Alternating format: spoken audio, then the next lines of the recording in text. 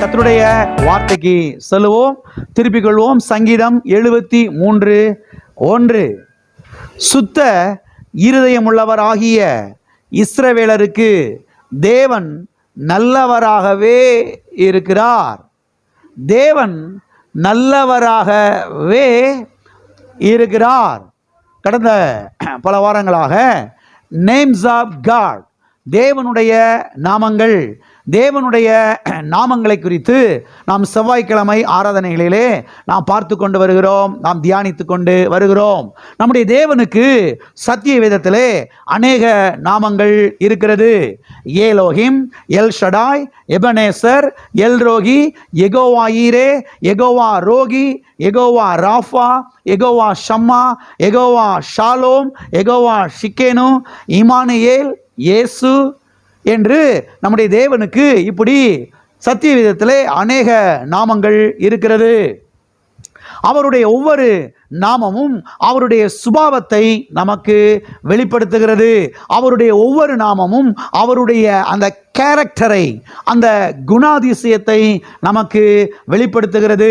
அவருடைய ஒவ்வொரு நாமமும் அவருடைய தன்மையை நமக்கு வெளிப்படுத்துகிறது. அவர் எப்படிப்பட்டவர், அவர் என்ன செய்கிறார், அவரால் என்ன செய்ய முடியும் என்பதையெல்லாம் இந்த நாமங்கள் நமக்கு வெளிப்படுத்துகிறது. அவர் எவ்வளவு பெரியவர், அவர் எவ்வளவு நல்லவர், அவர் எவ்வளவு வல்லமையுள்ளவர், அவர் எவ்வளவு உண்மையுள்ளவர் என்பதையெல்லாம் இந்த நாமங்கள் நமக்கு வெளிப்படுத்துகிறது. அவர் எவ்வாறு நம்மை போஷிக்கிறார், அவர் எவ்வாறு நம்மை பாதுகாக்கிறார், அவர் எவ்வாறு நம்மை பராமரிக்கிறார், அவர் எவ்வாறு நம்மை நடத்துகிறார் என்பதையெல்லாம் இந்த நாமங்கள் நமக்கு தெளிவாய் வெளிப்படுத்துகிறது. அது மாத்திரமல்ல, இதிலே அநேக நாமங்களை நாம் பார்த்தோம். கடந்த 3 வாரங்களாக ஒரு நாமத்தை குறித்து நாம் பார்த்து கொண்டு வருகிறோம். அது என்னவென்று சொன்னால் எல் டவ். எல் டவ் என்ற இந்த நாமத்தை குறித்து நாம் பார்த்து கொண்டு வருகிறோம். எல் டவ் என்றால் என்ன அர்த்தம்?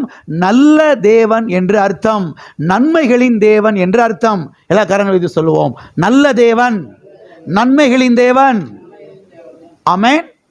நல்ல தேவன், நன்மைகளின் தேவன் என்று அர்த்தம். சத்திய வேதத்திலே நாம் பார்க்கிறோம், அவர் நன்மை செய்கிறவராய் சுற்றி திரிந்தார். யாருக்கு தீமை செய்யலாம், யாரு காலை ஒடிக்கலாம், யார் மண்டையை உடைச்சு விடலாம், யார் குடும்பத்தை கெடுக்கலாம், யார் குடும்பத்தை பிரிக்கலாம். இந்த வேலையில தேவன் கிடையாது என்பதை நீங்கள் சத்திய வேதத்திலிருந்து கற்றுக்கொள்ள வேண்டும். தேவன் இப்படிப்பட்ட வேலைகளை செய்வது கிடையவே கிடையாது.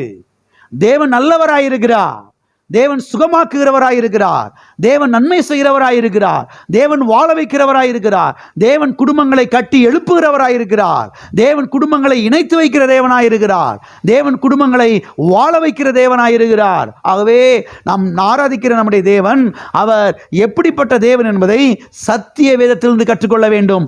எங்கேயோ இருந்தல்ல, யாருடையோ ஒருத்தருடைய வாழ்க்கையில் இருந்தல்ல, அங்கே இங்கே நடக்கிற சில சம்பவங்கள், அங்கே இங்கே நடக்கிற சில தவறான காரியங்கள், இதை வைத்து கடவுள் இப்படித்தான் என்கிற ஒரு முடிவுக்கு நாம் வரக்கூடாது. சத்திய வேதத்திலிருந்து கடவுள் யார், கர்த்தர் யார், இயேசு யார் என்பதை என்ன செய்ய வேண்டும்? நாம் அறிந்து கொள்ள வேண்டும். ஆமென். பாருங்க, இதில் அநேக காரியங்களை நாம் பார்த்தோம். சில வசனங்களை எடுத்து உங்களுக்கு நான் காண்பித்தேன். பிறகு இந்த உலகத்தில் நடக்கிற எல்லா தீமைகளுக்கும் தேவன் காரர் கிடையவே கிடையாது என்பதை நாம் பார்த்தோம். ஏனென்று சொன்னால் இந்த உலகத்திலே தேவன் மாத்திரமல்ல, பிசாசுகளும் இருக்கிறது. ஆமென். ஆகையால் இந்த உலகத்தில் நடக்கிற எல்லா காரியத்துக்கும் தேவன் பொறுப்பு கிடையவே கிடையாது. பிறகு கர்த்தர் தீமையின் மூலமாக பாடம் கற்றுக் கொடுப்பது கிடையாது என்பதை குறித்து நாம் பார்த்தோம்.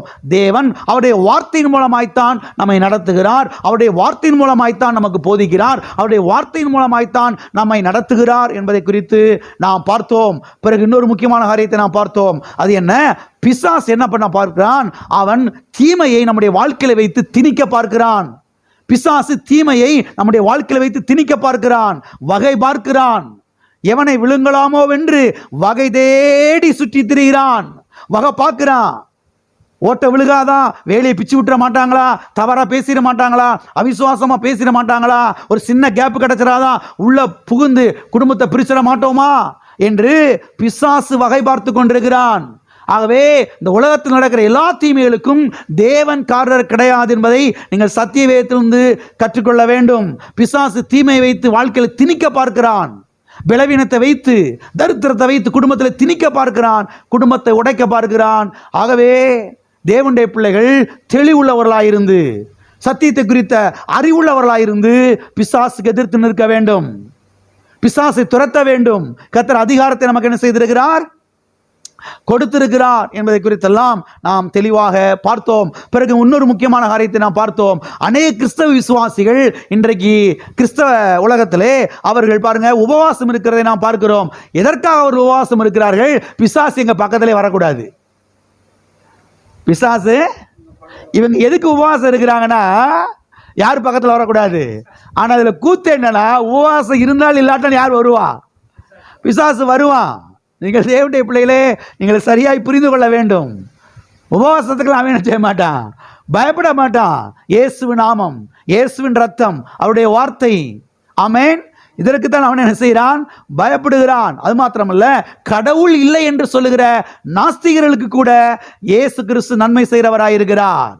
கடவுளே இல்லை அப்படின்னு சொல்ற மனுஷனுக்கு கூட கர்த்தர் டெய்லி சூரியன் என்ன செய்யறாரு? உதிக்க பண்றாரு. அப்பப்ப மழையை பெய்ய பண்றாரு, காத்த வீச பண்றாரு. ரட்சிக்கப்பட்டவங்க, ஞானஸ்தானம் எடுத்தவங்க, அபிஷேகம் பண்ணவங்க, பெற்றவங்க மேல மாத்திரம் சூரியன் என்ன செய்யல? உதிக்கல. மழை அவங்க மேல சர்ச்சுக்கு போறவங்க மேல மாத்திரம் மழை பெய்யுதா? எல்லாரும் மழையை கர்த்தர் பெய்ய பண்ணுகிறார். இதெல்லாம் நம்ம பார்த்தோம் சத்தியவேதத்திலே. தமது சூரியனை உதிக்க பண்ணுகிறார், தமது மழையை பெய்ய பண்ணுகிறார். ஒரு நாள் எல்லாரும் பதில் சொல்லி ஆகணும். கடவுள் இல்லைன்னு சொன்ன ஆட்கள்லாம் கர்த்தர் முன்னாடி வந்து நிற்க போறார்கள், பதில் சொல்லி ஆகணும். ஆமென். ஆகவே கடவுள் இல்லை என்று சொல்லுகிறவர்களுக்கு கூட தேவன் நன்மை செய்கிறவராய் இருக்கிறார் என்பதை குறித்து நாம் பார்த்தோம். பிறகு இன்னொரு காரியத்தை பார்த்தோம். நன்றியே இல்லாதவர்களுக்கு கூட அவர் நன்மை செய்கிறார். ஆமென். அது மாத்திரமல்ல, நம்முடைய தேவன் நம்முடைய வாழ்க்கையிலே நல்லதையே படைக்கிற எல்டாவாய் இருக்கிறார் என்பதை குறித்து நாம் பார்த்தோம். ஆதியாகமத்துக்கு நான் போய் உங்களுக்கு எடுத்து காண்பித்தேன். தேவன் முதல் நாள், இரண்டாவது நாள், மூன்றாவது நாள், நான்காவது நாள், ஐந்தாவது நாள், ஆறாவது நாள் ஒவ்வொன்றாய் படைத்துக் கொண்டே வருகிறார். ஒவ்வொரு நாளும் படைத்து விட்டு சொல்லுகிறார், தேவன் அது நல்லது என்று கண்டார். தேவன் நல்லதை தவிர வேற ஒன்றை என்ன செய்யவில்லை, படைக்கவில்லை. எல்லாம் நன்றாய் இருந்தது. தேவன் படைத்ததெல்லாம் நல்லதாய் இருக்கிறது. ஆகவே தேவன் தீமை என்ன செய்யல, படைக்கல. இதுல முக்கியமான ஒரு காரியத்தை நான் சொன்னேன் முடிக்கும் பொழுது. அது என்னன்னா, கர்த்தர் முதல் நாளிலே ஒன்றை படைத்தார், இரண்டாவது நாளில் ஒன்றை படைத்தார், மூன்றாவது நாள் ஒன்றை படைத்தார், ஆறாவது நாள் ஒன்றை படைத்தார். எந்த நாளில் கர்த்தர் கேன்சரை படைத்தார்? தேவனுடைய பிள்ளைகள் கவனிக்கணும், கிறிஸ்தவ விசுவாசிகள் கவனிக்கணும், கிறிஸ்தவ ஊழியக்காரர்கள் கவனிக்கணும். தேவன் தான் வியாதியை கொடுக்கிறார் அப்படின்னு பாருங்க, பைபிளை திறந்து வச்சுக்கிட்டு வாய் கூசாம பேசிடுறாங்க. கர்த்தர் தான் வியாதியை கொடுத்து சோதிக்கிறார் பிரதர், கர்த்தர் தான் அந்த கேன்சர் கட்டி கொடுத்துருக்கிறார் பிரதர், கர்த்தர் தான் அந்த வயிற்று வலியை கொடுத்துருக்கிறாரு, கர்த்தர் தான் கைகால் வழங்காம போட்டு நீ இப்படி பண்ணிக்கிட்டு இருக்கிறாரு. நான் கேட்கிறேன், இந்த 6 நாள்ல எந்த நாள்ல கர்த்தர் வியாதியை படைச்சாரு? காய்ச்சலை படைச்சாரு, கொரோனாவை படைச்சாரு? காண்பிக்க முடியாது சத்தியவேதத்திலே. தேவன் நல்ல தேவனாயிருக்கிறார். ஆகவே உலகத்தில் நடக்கிற எல்லா தீமைகளுக்கும், எல்லா வியாதிகளுக்கும் தேவன் இயேசு காரணம் கிடையாது. அதுக்கு மனுஷனுடைய பாவம் காரணமாக இருக்கிறது, மனுஷனுடைய கீழ்ப்படியாமை காரணமாக இருக்கிறது, பிசாசு காரணமாக இருக்கிறான். தேவன் இதுக்கு காரணம் அல்ல. சத்தியத்தை குறித்த அறிவு, சத்தியத்தை குறித்த வெளிச்சம் வரும் பொழுது குடும்பங்கள் வாழ்வடைய ஆரம்பிக்கும், குடும்பங்கள் பாருங்க சுகமடைய ஆரம்பிக்கும், பிள்ளைகள் வாழ்ந்திருப்பார்கள். ஆகவே அநேக கிறிஸ்தவ விசுவாசிகள் 20 வருஷம் சபைக்கு போய் 30 வருஷம் சபைக்கு போய் வாழாமல் போறதுக்கு காரணம் என்ன? சத்தியத்தை குறித்த அறிவில்லை, தேவனை குறித்த சரியான ஒரு வெளிப்பாடு இல்லை. தேவனை குறித்து தப்பு தப்பா போச்சு வச்சிருக்கிறாங்க. சபையில தப்பு தப்பா அவங்க மண்டைக்குள்ள இறங்கி இருக்கிறது, எல்லாமே தப்பா நடக்குது.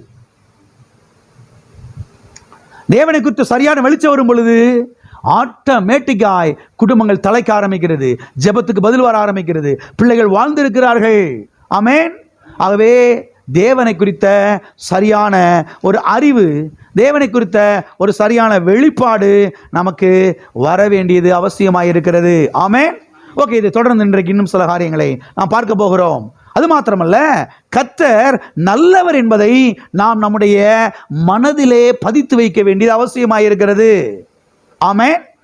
ஏனென்று சொன்னால், கர்த்தர் நல்லவர் என்பதை மனதிலே பைத்து வைக்கும் பொழுதுதான் தீமைகள் வரும் பொழுது அதை எதிர்த்து நிற்பதற்கு அது வசதியாக இருக்கும். எல்லாம் இருக்கிறீங்களா? தேவன் தான் தீமையை கொடுக்கிறார் என்று சொல்லும் பொழுது பிறகு தீமை என்ன செய்ய முடியாது? எதிர்த்து நிற்க முடியாது. அப்படித்தானே? தீமையை கர்த்தர் தான் அனுப்பிச்சிருக்கிறாரு, வியாதியை கர்த்தர் தான் அனுப்பிச்சிருக்கிறாரு. அப்படின்னா எப்படி வியாதியை எதிர்த்து நிற்க முடியும்? எதிர்த்து நிற்க முடியாது. அப்போ ஒரு காரியத்தை நீங்கள் புரிந்து கொள்ளுங்கள். தேவன் நல்லவர் என்பதை மனதிலே பதித்து வைக்கும் பொழுதுதான், தேவன் நன்மையானவைகளை மாத்திரம்தான் அவர் செய்கிறார் என்பதை பதித்து வைக்கும் பொழுதுதான், தீமை வரும் பொழுது இயேசு நாமத்தில் அதை எதிர்த்து நிற்க என்ன செய்ய முடியும்? எதிர்த்து நிற்பதற்கு, அதை துரத்துவதற்கு அது வசதியாக இருக்கும். ஆமென். வியாதியை எதிர்த்து நிற்பதற்கு அது வசதியாக இருக்கும். பொல்லாப்பை எதிர்த்து நிற்பதற்கு அது வசதியாக இருக்கும். அகால மரணத்தை எதிர்த்து நிற்பதற்கு அது வசதியாக இருக்கும். அழிவை எதிர்த்து நிற்பதற்கு அது வசதியாக இருக்கும். எனவே சரியான ஒரு அஸ்திவாரத்தின் மேலே நான் நின்று கொண்டு ஜெபிக்க வேண்டியது மிக மிக அவசியமாக இருக்கிறது. அநேக கிறிஸ்தவ விசுவாசிகள் தோற்று போனதுக்கு காரணம் என்ன? சரியான ஒரு அஸ்திவாரத்தில் என்ன செய்யவில்லை? அவர் நிற்கவில்லை. பெரிய பில்டிங் கட்டுறாங்க. அமெரிக்கா தேசத்திலலாம் பார்த்தீங்கன்னா 200 மாடி கட்டிடங்கள் கட்டுறாங்க. வானத்தை அண்ணாந்து பார்த்தா கிருகிருப்பே என்ன செஞ்சிடும்? மயக்கமே வந்துடும். 200 மாடி பில்டிங் கட்டுறாங்க. அவ்வளோ பெரிய மாடி கட்டணும்னா அதுக்கு ஏற்றாது மாதிரி அஸ்திபாரத்தை போடணும். சும்மா கட்டிட முடியாது. எனக்கு அப்படி தான் தோணுது. அதனால் மம்மட்டி வச்சு அது மண்ணை அப்படி லேசா அப்படி பரப்பி விட்டுட்டு அப்படி 200 மாடி கட்டுவோம். 4 செங்கற்கள் வரிசை கூட நினச்சி அது மேலே ஏறாது. 200 மாடி கட்டணும்னா அதுக்கு ஏற்ற மாதிரி வானத்தை தோண்டணும், அதுக்கு ஏற்ற மாதிரி காங்கிரீட்டை போடணும், அதுக்கு ஏற்ற மாதிரி அஸ்திபாரத்தை போடணும், அதுக்கு ஏற்ற மாதிரி கம்பிகளை கொண்டு வந்து என்ன செய்யணும்? வச்சு எல்லாத்தையும் பில்ட் பண்ணணும். சும்மா ஒன்று செஞ்சிட முடியாது. அருமையானவர்களே கவனியுங்கள். ஜெபத்துக்கு பதில் வர வேண்டும் என்று சொன்னால் சரியான ஒரு அஸ்திபாரத்தின் மேலே நாம் நிற்க வேண்டும். இந்த பூமியிலே தீமைகள் நிறைந்த இந்த உலகத்திலே, அழிவுகள் நிறைந்த இந்த உலகத்திலே, வியாதிகள் நிறைந்த இந்த உலகத்திலே, தரித்திரம் நிறைந்த இந்த உலகத்திலே நாம் சுகமாயிருக்க வேண்டும், ஜெயிக்க வேண்டும், செழிப்பாயிருக்க வேண்டும், வாழ்ந்திருக்க வேண்டும் என்றால் பாருங்க, சரியான ஒரு அஸ்திபாரத்தின் மேலே நாம் நிற்க வேண்டியது அவசியமாக இருக்கிறது. எந்த அஸ்திபாரத்தின் மேலே? கர்த்தர் நல்லவர், அவர் தீமை செய்ய மாட்டார், அவர் ஒரு நாள் எனக்கு தீமை என்ன செய்ய மாட்டார், கொடுக்க மாட்டார் என்கிற அஸ்திபாரத்தில் நிற்கும் பொழுதுதான் ஜெபத்துக்கு பதிலை பெற்றுக்கொள்ள முடியும். நாம் சரீர சுகத்தை பெற்று அனுபவிக்க முடியும், நாம் வாழ்ந்திருக்க முடியும், நாம் செழித்திருக்க முடியும், சுகித்திருக்க முடியும். ஆமென். ஆகவே சரியான அஸ்திபாரம் என்பது கிறிஸ்தவ வாழ்க்கையிலே மிக மிக முக்கியம். எப்படி இருந்தா என்ன பிரதர்? என்ன செஞ்சா என்ன பிரதர்? ஒன்றும் நடக்காது. சரியான அஸ்திபாரத்தில் என்ன செய்ய வேண்டும்? நாம் நிற்க வேண்டிய இலக்கரங்க மீது சொல்லுவோம். சரியான அஸ்திபாரத்தின் மேலே நாம் நிற்க வேண்டும். ஆமென். அது மாத்திரமல்ல, கர்த்தர் ஒரு நாளும் சிறு பிள்ளைகளை அவர் எடுத்துக்கொள்ள மாட்டார் என்பதை சத்தியவேதத்திலிருந்து நாம் கற்றுக்கொள்ள வேண்டும். நான் சொல்றது எத்தனைக்கு புரிஞ்சு? கர்த்தர் ஒரு நாளும் சிறு பிள்ளைகளை என்ன செய்ய மாட்டார்? எடுத்துக்கொள்ள மாட்டார். கவனிங்க, கர்த்தர் 10 வயது பிள்ளைய ஒரு நாள் என்ன செய்ய மாட்டார்? எடுத்துக்கொள்ள மாட்டார். 25 வயது வாலிபனை, 25 வயது உள்ள வாலிப பிள்ளையை கர்த்தர் ஒரு நாள் என்ன செய்ய மாட்டார்? எடுத்துக்கொள்ள மாட்டார். எனக்கு எங்கே பார்த்தாலும் பாருங்க, 18 வயசு பையன், 25 வயசு பையன் ஆக்சிடென்ட்டாக இறந்து போயிட்டான்னு சொல்லி கண்ணீர் அஞ்சலி ஒட்டி இருக்கும்போது மனசு வேதனையாக இருக்குது, மனசு கஷ்டமாக இருக்குது. ஐயோ, வாழ வேண்டிய பிள்ளைங்க இப்படி இறந்து போயிட்டானே, வண்டியை தாறுமாறாக ஓட்டிட்டு போய் போதைப் பொருளுக்கு அடிமையாகி விழுந்து ரோட்டில் செத்து போயிட்டானே, கண்ணீர் அஞ்சலி போட்டிருக்குன்னு சொல்லி மனசு கஷ்டமாக இருக்குது. ஆனால் பாருங்க, அநேக கிறிஸ்தவ பிரசங்கியார்கள், பாஸ்டர்மார்கள், கிறிஸ்தவ விசுவாசிகள் கூசாம சொல்றாங்க, கர்த்தர் தான் அந்த 10 வயசு பிள்ளை எடுத்துக்கிட்டாரு. வேதனைக்குரிய விஷயம். பைபிளை திறந்து வச்சுக்கிட்டு கர்த்தர் தான் இந்த பிள்ளை எடுத்துக்கிட்டாருன்னு சொல்லும் பொழுது வேதனையா இருக்கிறது. அருமையானவர்களே கவனியுங்கள், கர்த்தர் ஒரு நாளும் 10 வயசு பிள்ளை என்ன செய்ய மாட்டாரு? எடுக்க மாட்டாரு. 12 வயசு பிள்ளை எடுக்க மாட்டாரு. 25 வயசு பிள்ளை எடுக்க மாட்டாரு. 30 வயசு பிள்ளை எடுக்க மாட்டாரு. 40 வயசு ஆட்கள் என்ன செய்ய மாட்டார்? கர்த்தர் எடுக்க மாட்டாரு. ஏன் என்று சொன்னால் சத்தியவேதம் சொல்லுகிறது. வாசிப்போம். பிரசங்கின் புஸ்தகம் 3ஆம் அதிகாரம் 1ஆம் வசனம் 2வது வசனம். ஒவ்வொன்றிற்கும் ஒவ்வொரு காலம் உண்டு. வானத்தின் கீழ் இருக்கிற ஒவ்வொரு காரியத்துக்கும் ஒவ்வொரு காலம் உண்டு. பிறக்க ஒரு காலம் உண்டு, இறக்க ஒரு காலம் உண்டு, நட ஒரு காலம் உண்டு, நட்டதை பிடுங்க ஒரு காலம் உண்டு. விளக்கமே தேவையில்லைன்னு நினைக்கிறேன். கர்த்தர் அவள் அழகா எழுதி வச்சிருக்கிறாரு. பிறக்க ஒரு காலம் உண்டு, இறக்க ஒரு காலம் உண்டு, விதைகளை நட ஒரு காலம் உண்டு, நட்டதை விளைந்து கதிர்களாய் அப்படியே காய்த்து தொங்கும் பொழுது அப்பதான் பிடுங்கக்கூடிய ஒரு காலம் உண்டு. எல்லாரும் இருக்கிறீங்களா? எனவே விதைப்பின் காலம் அறுப்பின் காலம் கிடையாது. எதற்கு புரிகிறது? விதைப்பின் காலம் அறுப்பின் காலம் கிடையாது. பிறப்பின் காலம் இறப்பின் காலமும் கிடையாது. எத்தனை புரிஞ்சு? வேலைக்கு சொல்றேன், கவனிங்க. ஒரு விவசாயி இருக்கிறார் வச்சுக்கிறோம். அந்த விவசாயி இப்ப நெல்லை எடுத்துட்டு போறாரு, கோதுமை மணிகளை எடுத்துட்டு போறாரு. காலையில் 5:30க்கெல்லாம் போயிடுறாரு. பனி கொட்டுது, கொண்டு போறாரு. கொண்டு போய் விதைக்கிறாரு. சாயங்காலம் 5:30 மணிக்கு கோணிச்சாக்க தூக்கிட்டு அறுக்கிறதுக்கு போறாரு. எப்படி இருக்கும்? இந்த உலகத்தில் இருக்கிற எந்த ஒரு விவசாயம் என்ன செய்ய மாட்டாங்க? இப்படிப்பட்ட காரியத்தை செய்ய மாட்டார்கள். ஏன்னா இன்னைக்கு தான் விதைச்சிருக்கிறோம், இன்னும் 60 நாள் இருக்குது, இன்னும் 90 நாள் இருக்குது, தென்னை மரத்துக்கு 7 வருஷம் இருக்குது, கரும்புக்கு 10 மாதம் இருக்குது, வாழை மரத்துக்கு 1 வருஷம், எல்லாத்துக்கும் காலங்கள் இருக்கிறது. எல்லாம் இருக்கிறீங்களா? போயிட்டீங்களா? ஆகவே விதைப்பின் காலம் அறுப்பின் காலம் கிடையாது. பிறப்பின் காலம் இறப்பின் காலம் கிடையவே கிடையாது. ஆகவே ஒரு விவசாயி இன்னைக்கு காலையில் விதைச்சிட்டு சாயந்தரம் அறுக்க போனானா அவனை உலகம் முட்டாள் என்று சொல்லும், ஞானி என்று சொல்லாது. ஆனால் இன்றைக்கு அநேக கிறிஸ்தவ விசுவாசிகள், கிறிஸ்தவ பிரசங்கியார்களும் அவர்கள் சொல்லுகிறார்கள், கர்த்தர் தான் பிரதர் 10 வயசுல இந்த பிள்ளை எடுத்துக்கிட்டாரு. எப்ப வாழ வேண்டிய பிள்ளை, துள்ளி குடிச்சு ஓத வேண்டிய பிள்ளைய கர்த்தர் கொண்டு எடுப்பாரு? மனசாட்சி செத்து போச்சா? இருதயமே உங்களுக்கு இல்லையா? இருதயத்தில் ஓட்ட விழுந்துருச்சா? இல்லை, இருக்கிறீங்களா? போயிட்டீங்களா? கர்த்தர் தான் 10 வயசுல பிள்ளை எடுத்துக்கிட்டார் என்றால் நான் சொல்லுகிறேன், தோற்று போய் விடுவோம். கிறிஸ்தவ ஜீவியத்திலே நாம் தோற்று போய் விடுவோம். 10 வயது பிள்ளைய பாருங்க, கர்த்தர் ஒரு நாள் என்ன செய்ய மாட்டார்? அப்படி எடுக்க மாட்டாரு. 10 வயசு பிள்ளை ஒருவேளை மறிச்சிருக்கலாம், அது மரித்து போனதற்கு 1000 காரணங்கள் இருக்கலாம். கர்த்தர் காரணர் கிடையாது. திட்டமாய் தெரிந்து கொள்ளுங்கள். 10 வயசுல சில பிள்ளைகள் ஒருவேளை இறந்துருக்குது, நம்ம பார்த்துருக்கிறோம். அது இறந்ததுக்கு 1000 காரணங்கள் இருக்கலாம். காலங்கள் வரும் பொழுது புரிந்து கொள்வோம், ஓஹோ இதுதான் காரணமோ, இதனால தான் இறந்துருச்சோ என்று பிற்காலத்தில் அறிந்து கொள்வோம். ஆனால் ஒன்றை மனதில் வைத்துக் கொள்ளுங்கள், இதற்கு இந்த சாவுக்கு தேவன் காரணர் கிடையாது. தேவன் 10 வயசு பிள்ளை, 11 வயசு பிள்ளை, 12 வயசு பிள்ளை என்ன செய்ய மாட்டாரு? கொண்டு ஒரு நாள் என்ன செய்ய மாட்டாரு? எடுக்க மாட்டார்.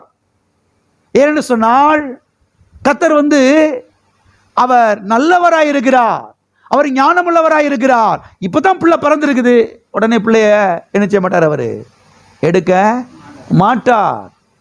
பிறப்பின் காலம் இறப்பின் காலம் கிடையாது. விதைப்பின் காலம் அறுப்பின் காலம் கிடையவே கிடையாது. ஒரு முறை பாருங்க, ஒரு இடத்துல 11 வயசு பிள்ளை மரிச்சு போச்சு. அந்த பிள்ளைய பாருங்க அடக்காராதனை பண்றதுக்காக அந்த ஐயர்வாள் அங்க இருக்கிறார். அந்த 11 வயசு பையன் சர்ச்சில் கீபோர்டு ஆர்கன் போடுவான் போல. ஆனால் அடக்க ஆராதனைக்கு வந்த அந்த ஐயர்வாள் அங்கே குடியிருக்கிற மக்கள்லாம் பார்த்துட்டு அவர் சொல்கிறாரு, பரலோகத்தில் ஆர்கன் போடுறதுக்கு கீபோர்டு போடுறதுக்கு ஆள் இல்லை, அதனால் ஆண்டவர் என்ன செஞ்சாரு? எடுத்துட்டாரு. என்ன செஞ்சிட்டாரு? எடுத்து. உடனே வந்திருக்கவங்களுக்கெல்லாம் பெரிய ஒரு ஆறுதல். அடே அப்பா, நம்ம பையன் பரலோகத்தில் அங்கே ஆண்டவருக்கு முன்னால் நின்று கீபோர்டு போட்டுக்கிட்டு இருக்கேன்.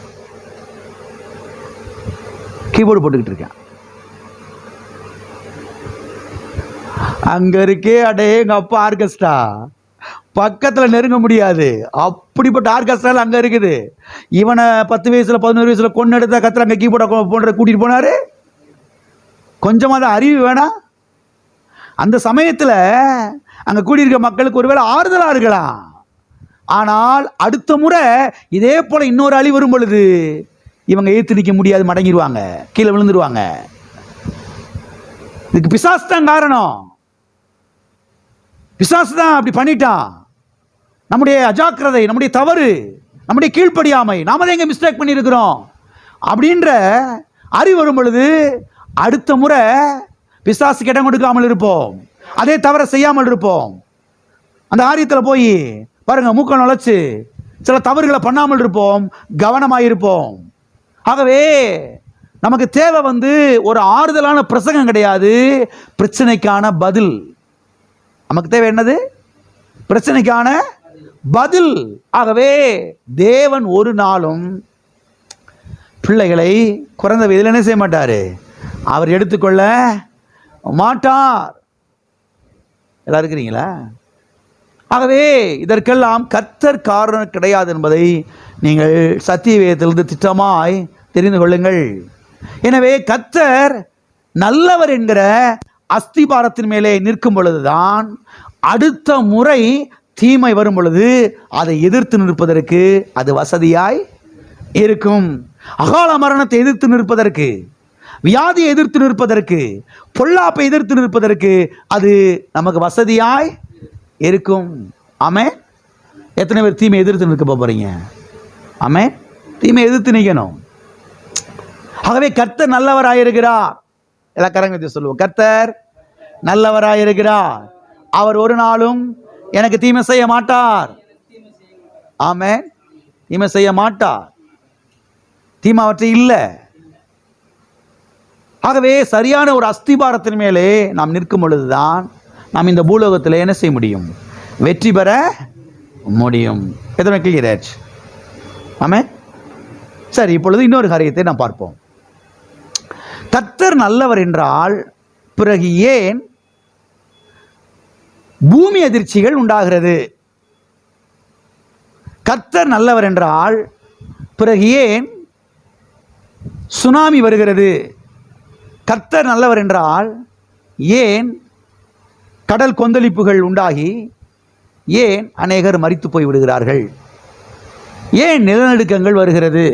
கர்த்தர் நல்லவராயிருந்தால் ஏன் இதெல்லாம் என்ன செய்கிறது, வருகிறது என்று அநேகர் கேட்கிறார்கள். அவங்க கேட்கிற கேள்வி எப்படி இருக்குதுன்னா, கர்த்தர் நல்லவர் என்றால் பிறகு ஏன் கர்த்தர் பூமி அதிர்ச்சியை படைத்தார் என்று கேட்கிறார்கள். கர்த்தர் நல்லவர் என்றால் பிறகு ஏன் அவர் எதை படைத்தார்?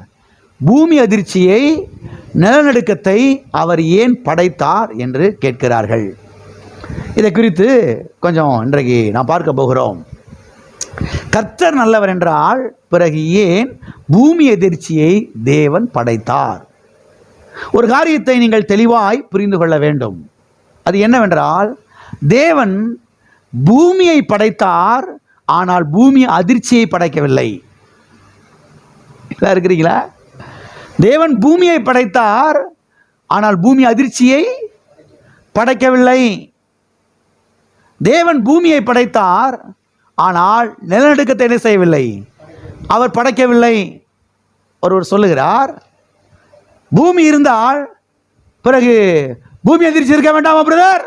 நான் சொல்ல இருக்க வேணாம். பூமின்னு ஒன்று இருந்தா பூமி அதிர்ச்சி இருந்தா ஆகணுமா? எப்படி பாருங்க வேடிக்கைய. பூமின்னு ஒன்று இருந்தா பூமி அதிர்ச்சி என்ன செய்யணுமா, இருக்கணுமா?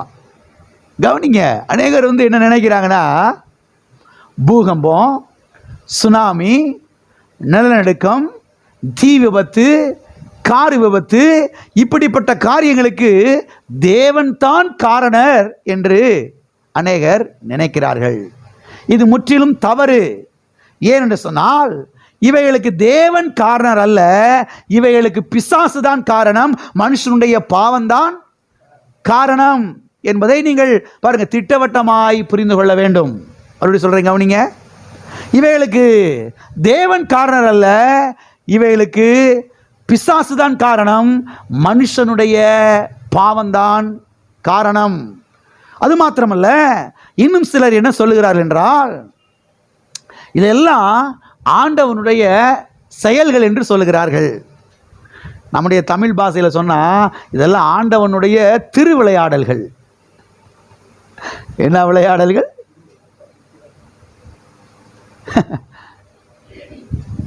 சுனாமியை கொண்டு வந்து அநேகரை கொன்னது இது விளையாட்டாக்கும், அதுவும் திருவிளையாடலாம். கிறிஸ்தவர்கள் நம்பிக்கிட்டு இருக்காங்க பாருங்க. அதை என்ன சொல்றதுன்னு தெரியல. இதெல்லாம் ஆண்டவனுடைய செயல்கள், இதெல்லாம் ஆண்டவனுடைய செயல்கள் என்று சொல்லிக் கொண்டிருக்கிறார்கள். அருமையானவர்களே கவனியுங்கள், இதெல்லாம் ஆண்டவனுடைய செயல் கிடையாது, இதெல்லாம் பிசாசுடைய கிரியைகள், இதெல்லாம் பிசாசுடைய செயல்கள் என்பதை நீங்கள் சத்திய வேதத்திலிருந்து புரிந்து கொள்ள வேண்டும். ஆண்டவருடைய செயலை ஆதியாகமத்திலே நாம் பார்க்கிறோம். ஒரு காரியத்தை புரிந்து கொள்ளுங்கள், எல்லா பிரச்சனைக்கும் பதில் ஆதியாகமம் 1ஆம் அதிகாரம் 2ஆம் அதிகாரம் 3ஆம் அதிகாரத்தில் இருக்கிறது. நீங்க முழு பைபிளை வாசிக்க வேணாம், அதை வாசிக்க வேணான்னு சொல்லலை. எல்லா பிரச்சனைக்கும் பதில் எங்க இருக்குது? ஆதியாகமம் 1ஆம் அதிகாரம் 2ஆம் அதிகாரம் 3ஆம் அதிகாரத்தில் இருக்குது. எல்லா பிரச்சனைக்கும் பதில் அங்கே இருக்குது. அங்கே வாஸ்தாவே நம்ம உருப்பிட்டுருவோம், அங்கே வாஸ்தாவே நாம் நல்லா வந்துடுவோம். ஆகவே ஆண்டவருடைய செயலை நாம் ஆதியாகமம் 1ஆம் அதிகாரத்திலே என்ன செய்கிறோம்? பார்க்கிறோம். ஆண்டவருடைய செயல் என்ன? எல்லாம் நல்லதாய் இருந்தது. இதுதான் ஆண்டவனுடைய செயல்கள். அவருடைய செயல்கள் எல்லாம் நல்ல செயல்கள். அதான் ஆண்டவர். எனவே கர்த்தர் இன்னார் என்பதை நாம் சத்திய வேதத்தில் என்ன செய்ய வேண்டும்? அறிந்து கொள்ள வேண்டும். 1ஆவது நாள், 2ஆவது நாள், 3ஆவது நாள், 4ஆவது நாள், 5ஆவது நாள், 6ஆவது நாள் ஆண்டவருடைய செயல்களை நாம் பார்க்கிறோம், ஆண்டவருடைய கிரியைகளை நாம் பார்க்கிறோம். எல்லாவற்றையும் படைத்து விட்டு பிறகு சொல்றாரு, அது மிகவும் நன்றாயிருந்தது. அது மிகவும், எங்கேயுமே தீமை இல்லை, எங்கேயுமே வியாதி இல்லை, எங்கேயுமே அழிவு இல்லை, எங்கேயுமே சுனாமி இல்லை, எங்கேயுமே நிலநடுக்கம் இல்லை, எல்லாம் நல்லா இருக்குது. ஆதியாகமத்தில் இதெல்லாம் பார்க்கிறோம், தேவனுடைய செயல்களை, தேவனுடைய கிரியைகளை. ஆகவே எங்கேயோ யாருடைய வாழ்க்கையிலையோ நடக்கிற ஒரு சம்பவத்தை வைத்து விட்டு தேவன் தான் இப்படி செஞ்சுருக்கணும், தேவன் தான் இதுக்கு காரணமாக இருக்கணும், தேவன் தான் இப்படி பண்ணிவிட்டாரு, இதெல்லாம் ஆண்டவனுடைய செயலியா, யாருக்கு தெரியும் அப்படின்னு முடிவு பண்ணிட்டோம், நாம் தோற்று போய்விடுவோம். நாம் தோற்று போய்விடுவோம். கிறிஸ்தவ வாழ்க்கையிலே ஜெயிக்க முடியாது என்பதை தெரிந்து கொள்ளுங்கள். எல்லாம் இருக்கிறீங்களா? தேவனுடைய செயல்களை நாம் பார்க்கிறோம். தேவன் அவர் எல்லாவற்றையும் படைத்தார். படைத்தது எல்லாம் என்னதாய் இருந்தது? நல்லதாய் இருந்தது என்று வாசிப்போம். பிசாசின் கிரியைகளை, பிசாசின் செயல்களை. யோவான் எழுதின சுவிசேஷம் 10ஆம் அதிகாரம் 10வது வசனம்.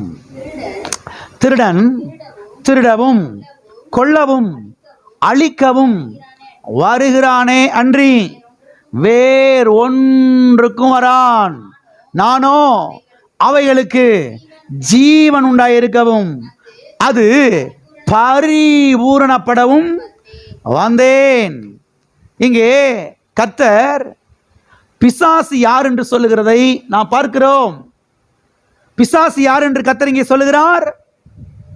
பிசாசு திருடுகிறவன், பிசாசு கொள்ளுகிறவன், பிசாசு அழிக்கிறவன். எதற்கு புரிகிறது? எனவே எங்கெல்லாம் திருட்டு வேலைகள் நடக்கிறதோ அங்கே பிசாசு இருக்கிறான்.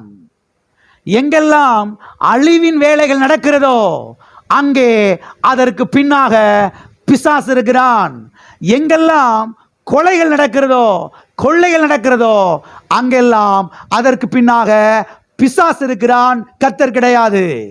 சத்தியவேதத்திலிருந்து கற்றுக்கொள்ளுங்கள். எதுக்கெடுத்தாலும் கர்த்தர், எதுக்கெடுத்தாலும் கர்த்தரை குற்றம் சாட்டுறது தோற்று போய் விடுவோம் கிறிஸ்தவ வாழ்க்கையிலே. கர்த்தர் யார் என்பதை புரிந்து கொள்ளுங்கள் சத்தியவேதத்திலிருந்து. பிசாசு யார் என்பதையும் சத்தியவேதத்திலிருந்து என்ன செய்யுங்கள், புரிந்து கொள்ளுங்கள். ஆண்டவரே இங்க சொல்றாரு பிசாசை பற்றி, அவன் திருடுகிறவன், அவன் கொள்ளுகிறவன், அவன் அழிக்கிறவன் என்று. ஆகவே இதற்கு பின்னாக, அழிவுக்கு பின்னாக, கொலைக்கு பின்னாக, நாசமோசங்களுக்கு பின்னாக, நிலநடுக்கங்களுக்கு பின்னாக, சுனாமிக்கு பின்னதாக, கொள்ளை நோய்களுக்கு பின்னதாக பிசாசு இருக்கிறான். கர்த்தர் கிடையவே கிடையாது. ஆகவே பிசாசுக்கு மூன்றே காரியங்கள் தான் தெரியும். ஒன்று கொல்ல தெரியும், ரெண்டாவது அழிக்க தெரியும், மூன்றாவது திருட தெரியும். அவன் சமாதானத்தை திருடுகிறான், அவன் சந்தோஷத்தை திருடுகிறான், அவன் நிம்மதியை திருடுகிறான், அவன் பணத்தை திருடுகிறான், ஐஸ்வர்யத்தை திருடுகிறான், அவன் பிள்ளைகளை திருடுகிறான். கர்த்தர் இல்லை என்பதை இந்த மாலை வேளையிலே நீங்கள் புரிந்து கொள்ளுங்கள். எல்லாம் இருக்கிறீங்களா? அவன் பிள்ளைகளை திருடுகிறான். ஆனால் கர்த்தரோ திருடுகிறவர் அல்ல, கொள்ளுகிறவர் அல்ல, அழிக்கிறவர் அல்ல. அவர் சமாதானத்தை கொடுக்கிறவர், அவர் சந்தோஷத்தை கொடுக்கிறவர், அவர் சரீர சுகத்தை கொடுக்கிறவர், அவர் ஐஸ்வர்யத்தை கொடுக்கிறவர், அவர் ஜீவனை கொடுக்கிறவர். கல்வாரி சிலுவையிலே நமக்காய் ஜீவனை கொடுத்தார், கடைசி சொட்டு ரத்தத்தை சிந்தினார். இதுதான் இயேசு கிறிஸ்து என்பதை தெரிந்து கொள்ளுங்கள். உயிரை எடுக்கிறவன் பிசாசு, உயிரை நமக்காய் கொடுக்கிறவர் இயேசு கிறிஸ்து. ஆமென். நன்மை செய்கிறவர், நன்மையை கொடுக்கிறவர், பிள்ளை இல்லாதவர்களுக்கு பிள்ளையை கொடுக்கிறவர், இருக்கிற பிள்ளை எடுக்கிறவர் கிடையாது. அவரு பிள்ளை இல்லாதவர்களுக்கு பிள்ளைய கொடுக்கிறவர். கர்த்தர் யார் என்பதை தெரிந்து கொள்ளுங்கள். எனவே கர்த்தர் யார் என்பதையும் பிசாசு யார் என்பதையும் சத்திய வேதத்திலிருந்து நாம் கற்றுக்கொள்ள வேண்டும். ஊரில் உள்ளவர்கள் சொல்வதை எல்லாம் என்ன செய்யக்கூடாது, நம்பக்கூடாது. நம்பினால் மண்டை குழம்பி போயிடும், மண்டை குழம்பி போயிடும், எதிர்காலம் கெட்டு போயிடும். ஆகவே நம்முடைய எதிர்காலத்துக்காக, நம்முடைய எதிர்காலத்துக்காக மாத்திரமல்ல, நம்முடைய பிள்ளைகளின் எதிர்காலத்துக்காக, நம்முடைய பிள்ளைகளுடைய எதிர்காலத்துக்காக மாத்திரமல்ல, நம்முடைய சந்ததியினுடைய எதிர்காலத்துக்காக சத்திய வேதத்திலிருந்து கர்த்தர் யார் என்பதை கற்றுக்கொள்ள வேண்டும், அறிந்து கொள்ள வேண்டும். ஆகவே கர்த்தர் நல்லவராயிருக்கிறார். அவர் திருடுகிறவர் அல்ல, அவர் கொள்ளுகிறவர் அல்ல, அவர் அழிக்கிறவர் அல்ல. அவர் வாழ வைக்கிறவர், குடும்பங்களை கட்டி எழுப்புகிறவர், பிள்ளை எடுக்கிறவர் கிடையாது, பிள்ளையை கொடுக்கிறவர். ஆமென். ஆபிரகாமுக்கு கர்த்தர் பிள்ளையை கொடுத்தார், ஈசாக்கு கர்த்தர் பிள்ளையை கொடுத்தார், அன்னாளுக்கு கர்த்தர் பிள்ளையை கொடுத்தார், மனோவாவுக்கு கர்த்தர் பிள்ளையை கொடுத்தார், சகரியாவுக்கு கர்த்தர் பிள்ளையை கொடுத்தார். நான் அநேகருக்கு கர்த்தர் பிள்ளையை கொடுத்தாரு. பிள்ளையை கர்த்தர் என்ன செய்யல, எடுக்கல. பிள்ளை குறைந்த வயதிலே மரித்து போனதற்கு பாவம் காரணமாக இருக்கலாம், பிசாசு காரணமாக இருக்கலாம். கர்த்தர் காரணம் கிடையவே கிடையாது. எல்லா காரண விதியை சொல்லுவோம்.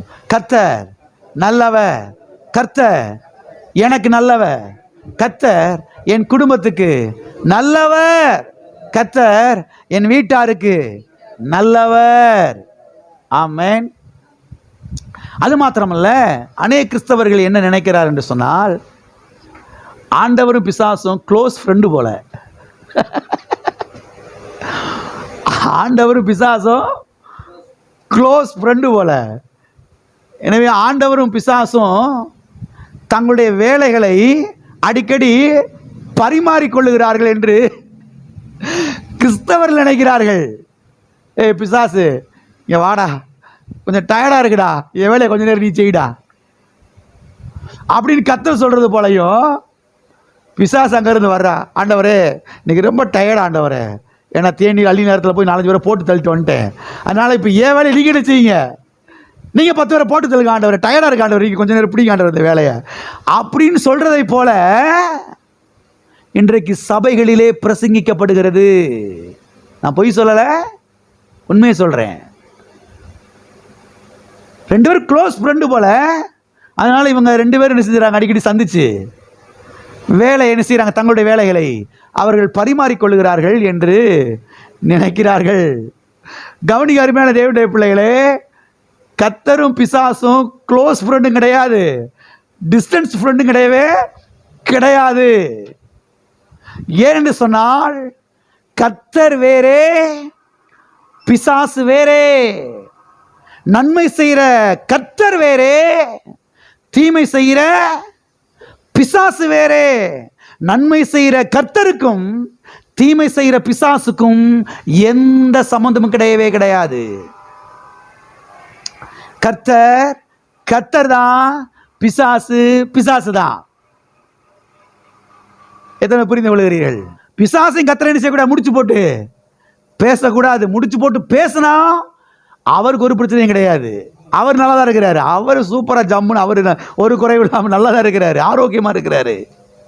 ஆகவே அழிவின் காரியத்தையும் நம்முடைய தேவனையும் முடிச்சு போட்டு என்ன செய்யக்கூடாது, பேசக்கூடாது. திருட்டின் காரியத்தையும் நம்முடைய தேவனையும் முடித்து போட்டு என்ன செய்யக்கூடாது, பேசக்கூடாது.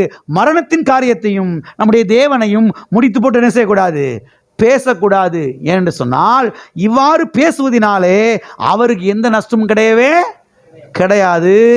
அவர் நல்லா தானே செய்கிறாரு, இருக்கிறாரு. இப்படி பேசிட்டு இருந்தோம்னா நமக்கு தானே செய்யுது போகுது, நஷ்டம் வரப்போ போகுது. ஆகையால் தான் தெளிவுள்ளவர்களாய் இருந்து தெளிவாய் பேச வேண்டும். ஏதாவது சொல்லுவோமா? தெளிவுள்ளவர்களாய் இருந்து தெளிவாய் பேச வேண்டும். ஏதாவது சத்தமாக சொல்லுங்க. தெளிவுள்ளவர்களாய் இருந்து தெளிவாய் பேச வேண்டும். குழம்பி போய் குழப்பத்தை கொட்டிடக்கூடாது. ஒரு மேகமூட்டை மாதிரி கர்த்தர் இப்படியும் செய்வார் பிரதர், அப்படியும் செய்வார் பிரதர். யாருக்கு தெரியும்? கர்த்தர் ஒருவேளை வியாதியும் கொடுக்கலாம். இந்த வந்திருக்குல்ல, இந்த இவ்வளோ பெரிய அப்போஸ்தலர், ஆண்டவரால் வல்லமையாய் பயன்படுத்தப்பட்டவர், அவர் போய் நின்னா பிசாசெல்லாம் ஓடும் தெரியுமா? இந்த அவருக்கு வியாதி வந்துருச்சு. அப்போ யார் தான் கொடுத்துருக்கணும்? தப்பு கணக்கு போடக்கூடாது. அப்போஸ்தலரோ அப்போஸ்தலர் இல்லையோ, தேவன் வியாதியை கொடுக்கிறது கிடையவே கிடையாது. வியாதிக்கு தேவன் காரணம் கிடையவே கிடையாது. கர்த்தர் நல்லவராயிருக்கிறார். இப்போ விழிப்புள்ளவர்களாயிருந்து சத்தியத்தை கற்றுக்கொண்டு இயேசுவின் நாமத்தினாலே பிசாசுக்கு என்ன செய்ய வேண்டும்? எதிர்த்து நிற்க வேண்டும். எத்தனை எதிர்த்து நிற்க போறீங்க? ஆமென். சரி, ஏன் பூமி எதிர்ச்சி உண்டாகிறது என்பதை இப்போ நான் பார்ப்போம்.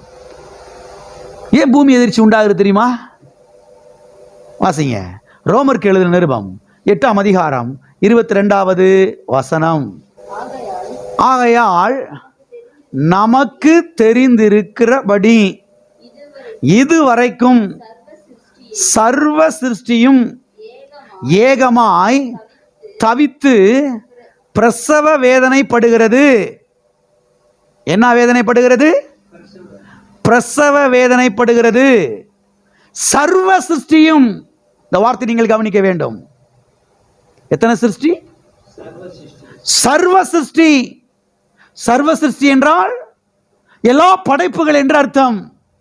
சூரியன், சந்திரன், நட்சத்திரங்கள், பூமி, பூமியில் உள்ள செடி கொடிகள், மரங்கள், பூமியில் இருக்கக்கூடிய சமுத்திரம் எல்லாமே என்ற அர்த்தம்.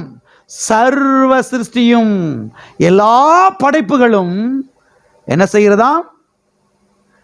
பிரசவ வேதனைப்படுகிறதாம். என்ன வேதனை? யார் பிரசவ வேதனைப்படுவா?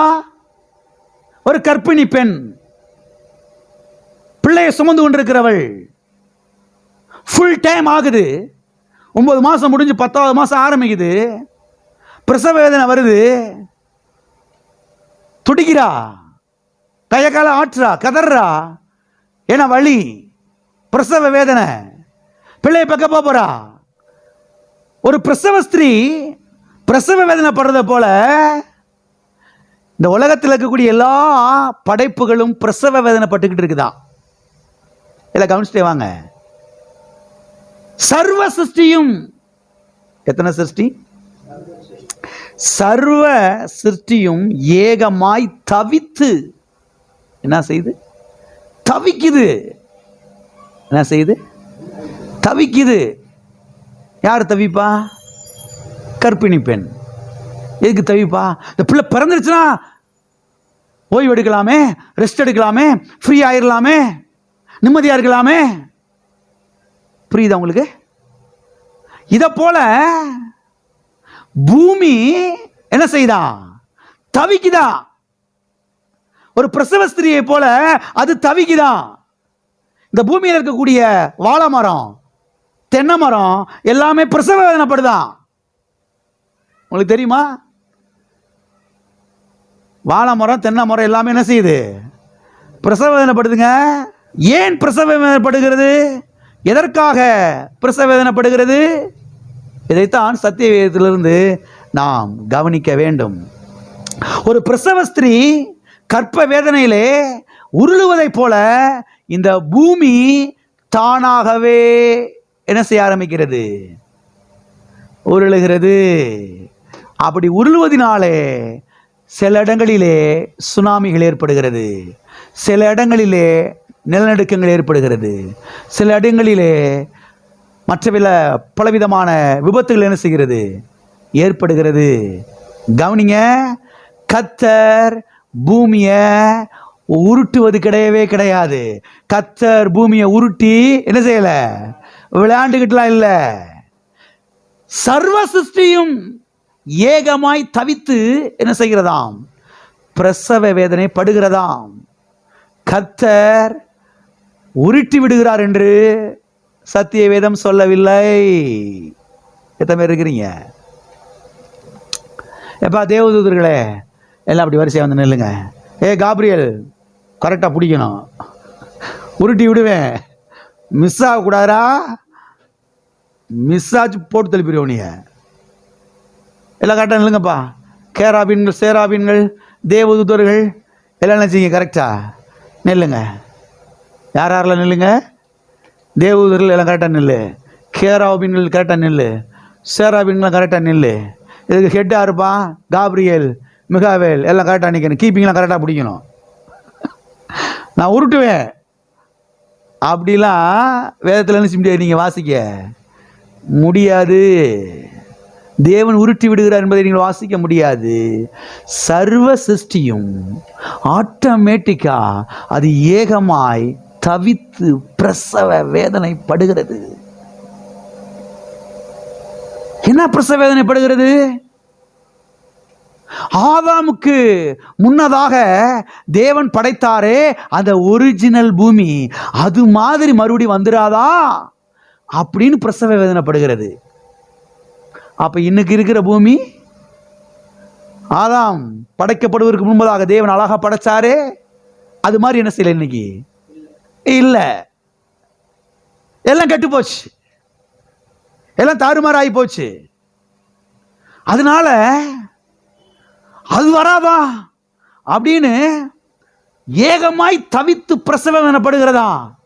ஆண்டவரே சீக்கிரம் வாருமையா, புதிய வானத்தை புதிய பூமியை படையும். எல்லாம் இருக்கிறீங்களா? உங்களுடைய கேள்விக்கு பதில் சொல்லிக்கிட்டு இருக்கிறேன்.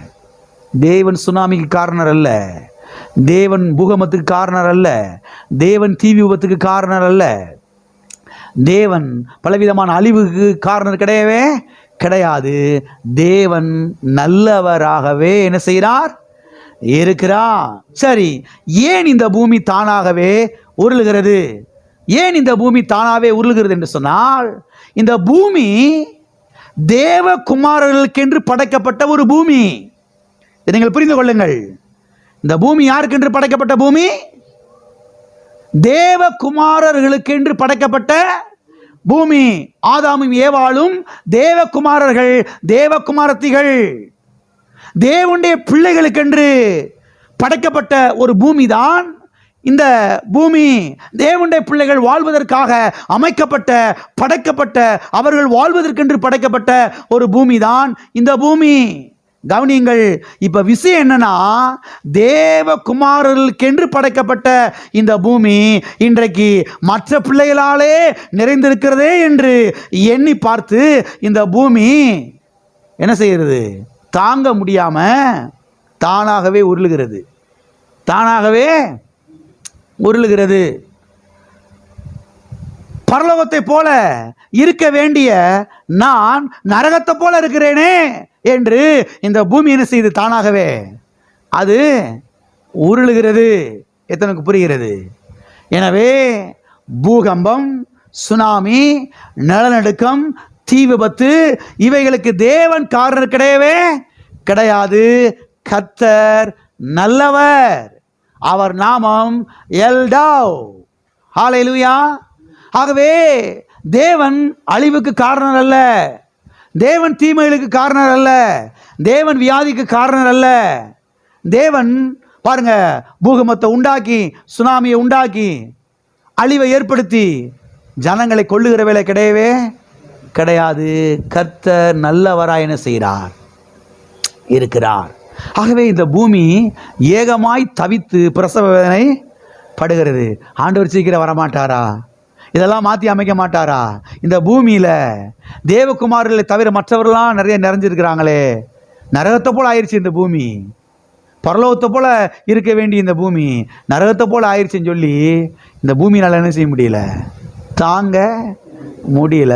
அதனால அப்பப்போ என்ன செய்யுது? ஆட்டோமேட்டிக்காக உருளுது. தேவன் உருட்டி விடவே கிடையாது. ஆகவே சுனாமிக்கு, இந்த பூகம்பத்துக்கு, நிலநடுக்கங்களுக்கு, தீ விபத்துகளுக்கு இதுக்கெல்லாம் தேவன் காரணம் கிடையவே கிடையாது. கர்த்தர் நல்லவராகவே இருக்கிறார், அவர் நன்மை செய்கிறவராகவே இருக்கிறார். ஆகவே இந்த அஸ்திபாரத்தின் மேலே நாம் நிற்க வேண்டும். இந்த அஸ்திபாரத்தின் மேலே நிற்கும் போது தான் நாம் ஆண்டவற்றிலிருந்து சுகத்தை எளிமையாய் வாங்கி கொள்ள முடியும். ஆமென். தேவனே, நீர் வியாதியை கொடுக்கிற தேவன் அல்ல, நீர் சுகத்தை கொடுக்கிற தேவன். ஆமென். நீர் தீமையை கொடுக்கிற தேவன் அல்ல, நீர் நன்மையை கொடுக்கிற தேவன். நீர் பிள்ளை எடுக்கிற தேவன் அல்ல, நீர் பிள்ளையை கொடுக்கிற தேவன். ஆமென். நீர் சபிக்கிற தேவன் அல்ல, நீர் ஆசீர்வதிக்கிற தேவன். ஆண்டவர்கிட்ட ஆசீர்வாதத்தை வாங்க முடியும், நன்மைகளை வாங்க முடியும், சுகத்தை வாங்க முடியும், தீர்க்காயுசை வாங்க முடியும். ஆமென். ஆகவே தேவனுடைய பிள்ளைகளே, இது உள்ளத்தில் வையுங்கள், சரியான அஸ்திபாரத்தின் மேலே நில்லுங்கள். கர்த்தர் நல்லவராயிருக்கிறார். ஆமென். எல்லாரும் எழுப்பி நிற்போம், ஜெபிப்போம். அடுத்த வாரத்தில் நாம் மீதமுள்ள காரியங்களை தொடர்ந்து நாம் பார்க்கலாம். கர்த்தர் தீமைக்கு காரணர் அல்ல, கர்த்தர் நல்லவர், கர்த்தர் நல்லவர், கர்த்தர் நல்லவர். கர்த்தர் பூமியை உருட்டி விடுகிறவர் கிடையாது. அடுத்த வாரத்தில் இதெல்லாம் உங்களுக்கு எடுத்து காண்பிக்க போகிறேன் பாருங்க. தேவன் இயற்கை சீற்றத்தை உண்டாக்குகிற தேவன் அல்ல, இயற்கை சீற்றங்களுக்கு விலக்கி நம்மை பாதுகாக்கிற தேவன். அடுத்த வாரத்தில் இதெல்லாம் பார்க்க போகிறோம். ஓ தேவனே, ஸ்தோத்திரம் ஆண்டவரே. நீர் அழிவின் வேலைகளை செய்கிற தேவன் அல்ல, அழிவின் வேலைகளிலிருந்து தம்முடைய பிள்ளைகளை அவர் பாதுகாக்கிற தேவன். ஓ தேவனே, ஸ்தோத்திரம் ஆண்டவரே. சாவுக்கு நீர் காரணர் அல்ல, திருட்டு காரியங்களுக்கு நீர் காரணர் அல்ல, அழிவின் காரியங்களுக்கு நீர் காரணர் அல்ல ஆண்டவரே. ஓ தேவனே, ஸ்தோத்திரம் பா, ஸ்தோத்திரம். நீர் நல்ல தேவன், எனக்கு நல்லவராகவே இருக்கிறீர். என் குடும்பத்தை நீர் பாதுகாக்கிறீர்ப்பா. பிள்ளை இல்லாதவர்களுக்கு பிள்ளையை கொடுக்கிறீர் ஆண்டவரே, நன்மையை கொடுக்கிறீர், நன்மையை அவர் வழங்குகிறார் என்று எழுதப்பட்டிருக்கிறது. அவர் நல்லவராகவே இருக்கிறார், அவர் நல்லவராகவே இருக்கிறார். நல்லவரே, ஸ்தோத்திரம், ஸ்தோத்திரம். வியாதியின் படுக்கையை மாற்றி போடுகிறவரே, சுகமளிக்கிறவரே, நேற்றும் இன்றும் என்றும் மாறாதவரே, அவர் நன்மை செய்கிறவராய் சுற்றி திரிந்தார், குணமாக்குகிறவராய் சுற்றி திரிந்தார் என்று எழுதப்பட்டிருக்கிறதே. ஓ ஹல்லேலூயா. இன்றைக்கும் எங்களுக்கு நன்மை செய்கிறீர், எங்கள் பிள்ளைகளுக்கு நன்மை செய்கிறீர். ஹல்லேலூயா. பிதாவே, இயேசுவின் நாமத்தில் உம்முடைய சமூகத்திலே நாங்கள் வருகிற ஆண்டவரே, ஆசீர்வதிக்கப்பட்ட நல்ல இந்த வேலைக்காய் நன்றி. கர்த்தாவே, உம்மை குறித்த வெளிப்பாடு, உம்மை குறித்த வெளிச்சம் இன்னும் அதிகமாக எங்களுக்கு உண்டாக வேண்டும்படியாக நாங்கள் ஜெபிக்கிறோம்பா. ஓ தேவனே, கல்வாரி சிலுவையிலே எங்களுக்காக கர்த்தாவே நீர் ஜீவனை கொடுத்தீர் ஆண்டவரே. நீர் எங்களுடைய ஜீவனை எடுக்கிற தேவன் அல்ல, எங்களுக்காக உம்முடைய ஜீவனையே சிலுவையிலே கொடுத்தவர். இந்த அன்பை நாங்கள் விளங்கிக் கொள்ள, புரிந்து கொள்ள எங்களுக்கு உதவி செய்யும். கல்வாரியின் மூலமாக நன்மைகள் வந்து பிள்ளைகளுக்கு பலிப்பதாக அவ்விதமாய் செய்கிறீர். அதற்காய் ஸ்தோத்திரம். இயேசு நாமத்தில் பிதாவே. என் ஆத்துமாவே கர்த்தரை ஸ்தோத்திரி, என் முழு உள்ளமே அவருடைய பரிசுத்த நாமத்தை ஸ்தோத்திரி. என் ஆத்துமாவே கர்த்தரை ஸ்தோத்திரி, கர்த்தர் செய்த சகல உபகாரங்களையும் மறவாதே. நம்முடைய கர்த்தராகிய இயேசு கிறிஸ்துவின் கிருபையும் பிதாவாகிய தேவனுடைய அன்பும் பரிசுத்த ஆவியானவருடைய ஐக்கியமும் இப்போதும் எப்போதும் நம் அனைவரோடும் கூட சதா காலங்களிலும் இருப்பதாக.